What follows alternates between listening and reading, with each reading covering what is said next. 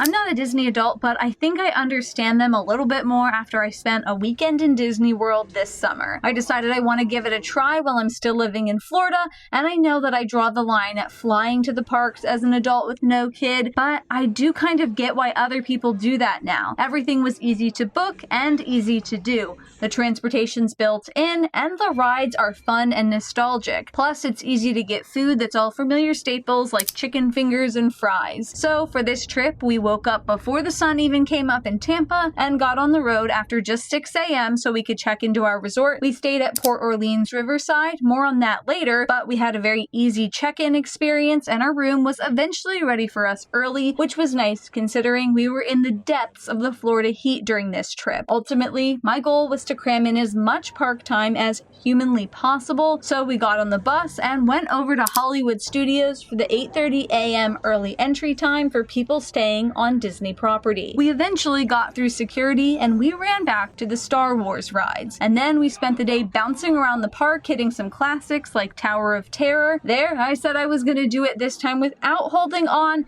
and the second we dropped, I grabbed Charlie's hand. So yeah, I am a big fat liar. We went back to the Star Wars area where we happily wolfed down chicken fingers and fries in this park and forgot to take a video because we were so hungry. We spent most of our first day in Hollywood Studios and got into the heat of the afternoon, so we decided to spend some time at Walt Disney Presents and we looked at all of the exhibits there before watching the movie to beat the heat. Nothing beats a little bit of AC in the middle of July in Florida. This was the only park I didn't go to last time I went to Disney for the day in December, and I'm glad I spent most of the day here. There were a ton of great rides, but eventually it was time for a quick dip in the pool, so we went back to our resort, and this video is getting a little bit too long, so more on the rest of our day, our resort, and our time in Epcot coming up in part 2.